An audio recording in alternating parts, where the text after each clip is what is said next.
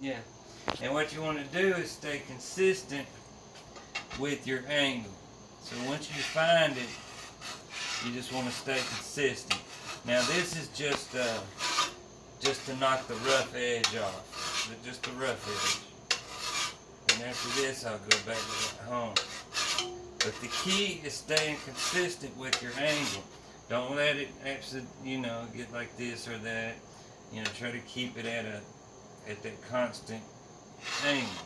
I might have to move this down when I get down here, but it takes practice, man, to get it.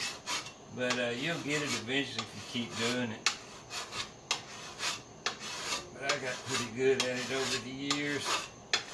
Actually, my grandfather taught me how to do this years ago.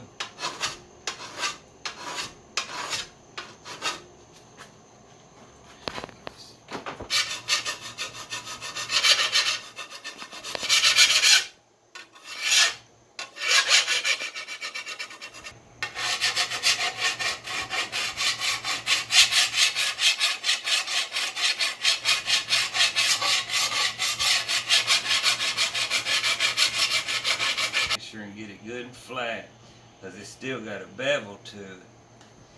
And when you look down the side, you don't want to see a bevel. You want to make sure it's good and flat.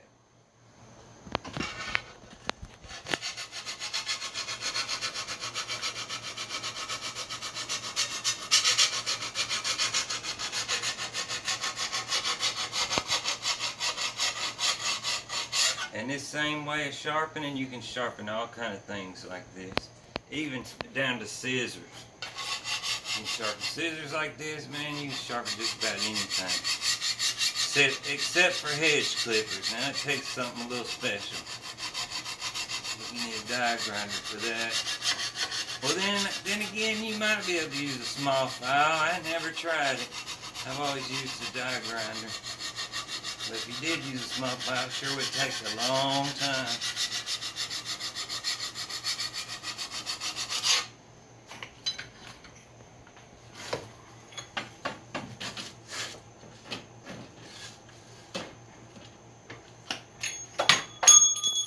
I gotta find the nut to the other side of that damn handle.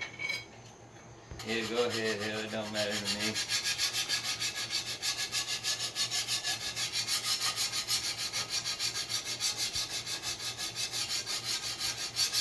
What would you do, post it on YouTube or something? You might have to put it, like say, a round file on it. Or I got,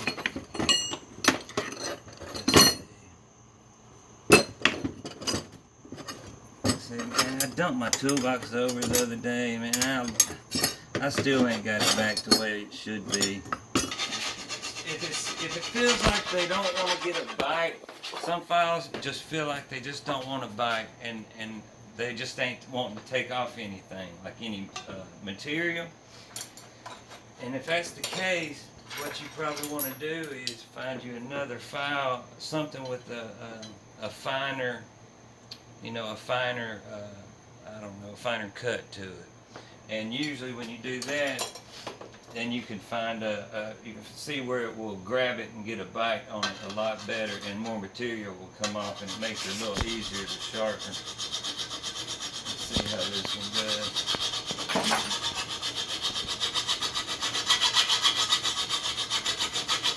Even though it's a little smaller,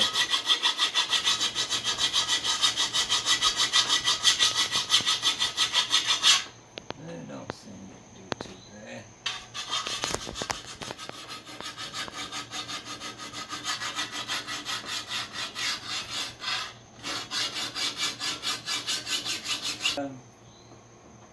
Fine cutting it, then you'll start to see the edge come out, and it starts to get really sharp. When you get down to the hone, that is. If you do, then you want to definitely use a lightweight sandpaper. Like this right here, that's really light. And when you do, you want to find a set angle, the same angle that you were working at. Say like it would be in this groove right here. And what I would do is lock that down, use that groove, and well, I'd probably put a clamp just to make sure it don't slip off, you know what I mean? And then run it just like that right there. Get the same angle, go all the way across, just very lightly, just a couple times, just to get that edge, you know, right? Just kind of speed up the process a little bit. This always helps. Let's see here, make sure that angle's right. Yeah, that looks good.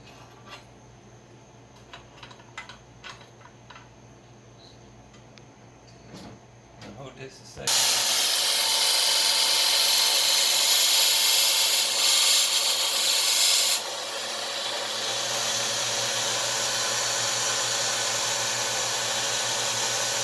Good there.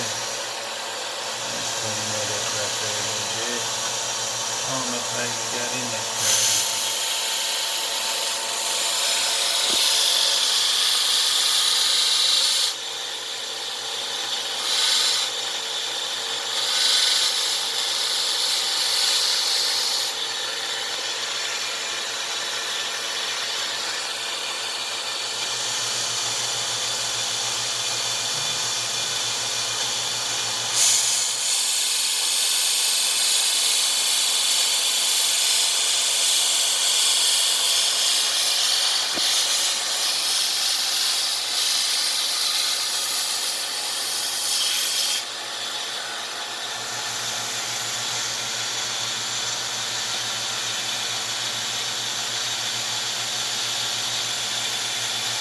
Now I really need to open it up.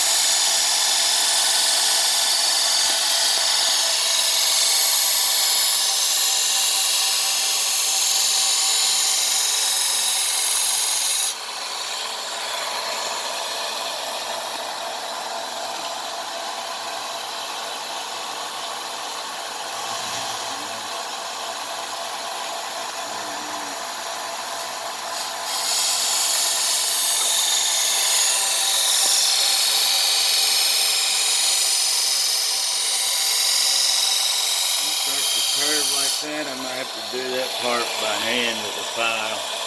That's just going to be hard to do, you know, the way it's curved like that on that side.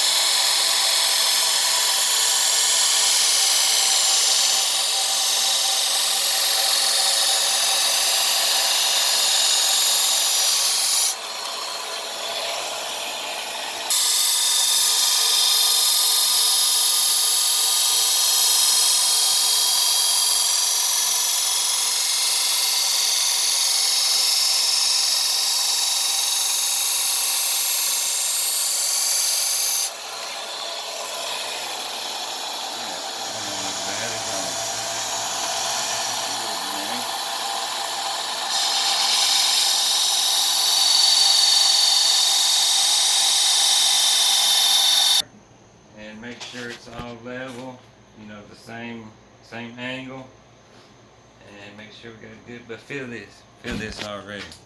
I mean, now this ain't fine sharpening. Feel that right there. You feel that? I mean, it's already sharp as hell, but it's gonna be a whole lot sharper. Hey, and believe me when I say, when I'm done with it, you'll be able to shave with it. I'm serious. I don't let a blade go unless you can shave. You see that bald spot right there? Shaving or sharpening pocket knives all the time. You know, I won't let it go unless it's shaving. Absolutely. Let's see, I got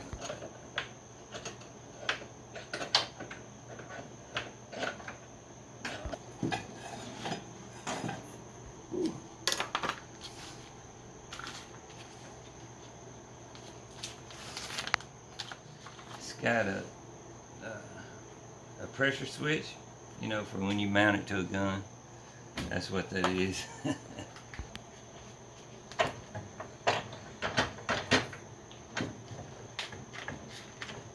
This edge right here where I couldn't get on that, and then make sure I get all these level, all the angles, and then I'm going to go back with the hone.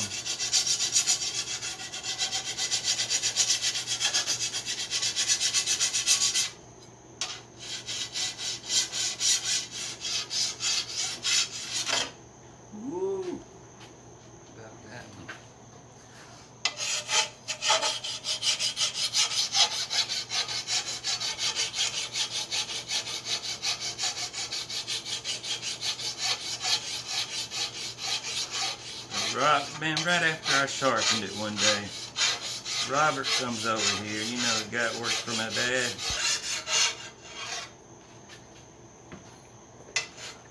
Damn, I am bleeding. I didn't even notice it cut me. I thought it might have nicked me, but not that bad.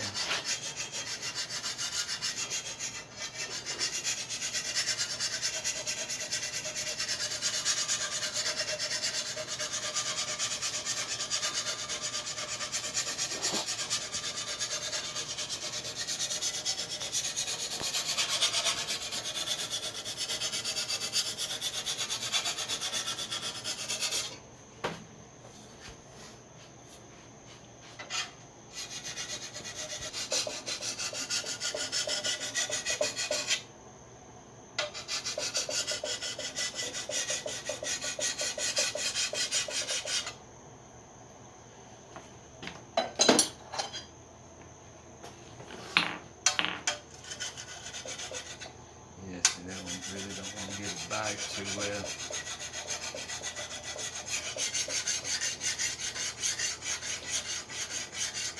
Try to do right here was.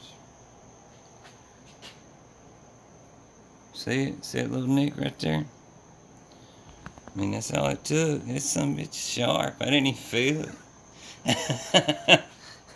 But you see how this looks right here? This angle, after hitting it with this lighter grade file, that's how I want it to look all the way around. When I get it like that, all the way around, then I go to the hone, the rough side. And then after the rough side, I move to the fine side. And then we're done.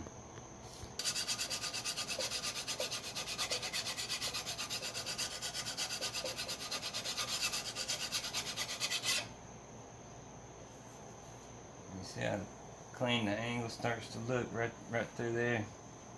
Now I got to do this part, but this right through here, that's what I'm looking for, all the way around.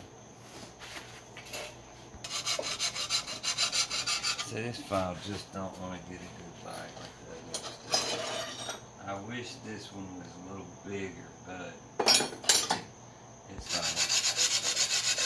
And let me stick with this one for a minute. Right here, I'm just hitting it with a rough hone. Because them files that I had, they're just not really getting a good bite on this steel. So I just got a really rough hone here. And it's getting a lot better bite to where, you know, it's removing material a lot quicker, basically.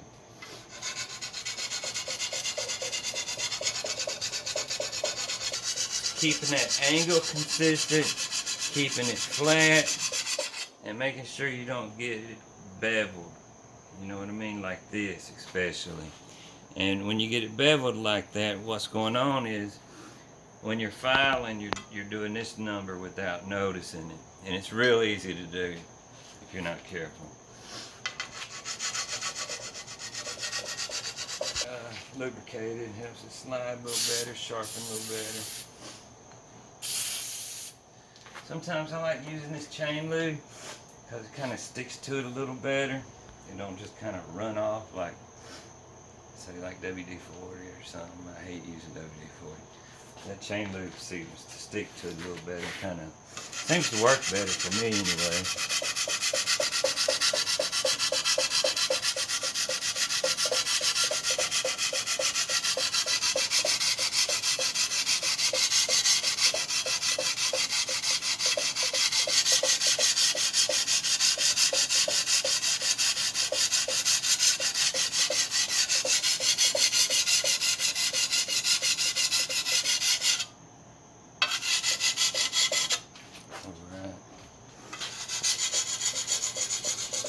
It pays off in the end. It really does. And it's a good skill to learn to, to use. Which, my grandfather taught me years ago on sharpening pocket knives. Lawnmower blades, the old school scissor style hedge trimmer, you know what I mean? Stuff like that. Which, man, when I was a kid, I stayed out here with him when I was a kid. Whenever I was here and he was out here in the shop, but you better believe I was out here with him. I don't know what it was, I just found it fascinating. My mama, man, she would, boy, she would have a fit every Christmas. She'd buy me some new toys. That same night or day, I'd have every one of them taken apart in the floor in pieces. Trying to figure out how they work, you know what I mean? Boy, she'd get so mad at me. So she just realized, hey, this is what he's going to do. He's going to take it apart. He's got to figure out how it works. Ain't no stopping him. Might as well not even try. Your fine part, what you want to do is just find your angle and run it like this, just one way only, like this right here. That's for your final polishing, right? But I'm still on the rough cut, still trying to get it, just right for it, getting it ready for the final polish. So that's why I'm still working it back and forth. Some people would be like, oh, what's he doing? But doing it back and forth, you're not supposed to do it like that. Well, it's just, it just removes material a little bit faster, and to me, it gets it done faster. And I don't really go the one way until the final polish. I mean, it works for me. It might not work for some, but it works for me.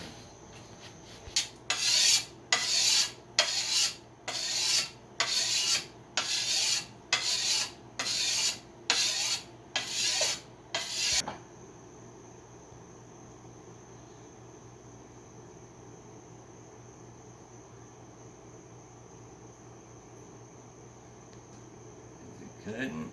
Oh, I do believe it is. Hold on.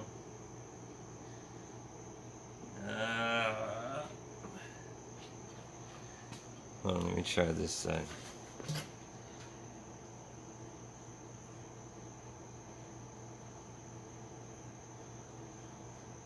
Yeah, maybe not quite there yet, but it's getting there. Yeah, it's getting there, but it ain't quite there.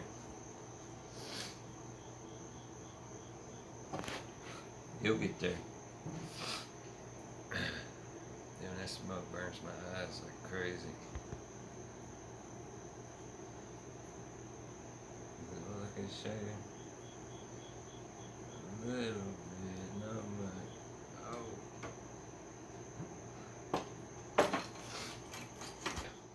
Oh. Okay, so after final polishing, I told him that it should shave hair. So let's give it a go.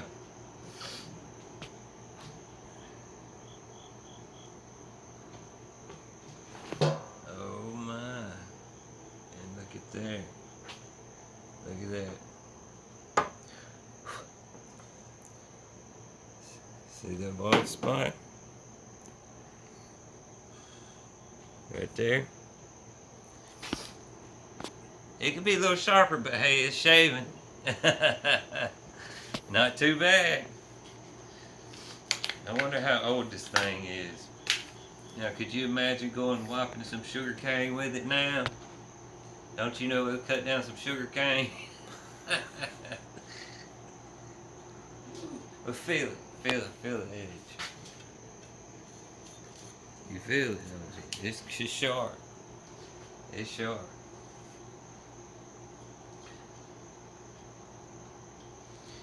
But I don't know. I know taking the rust off sure does make it look pretty, but then again it might take away the vintage. What if we sanded the this down a little bit and just put a little stain on the handle?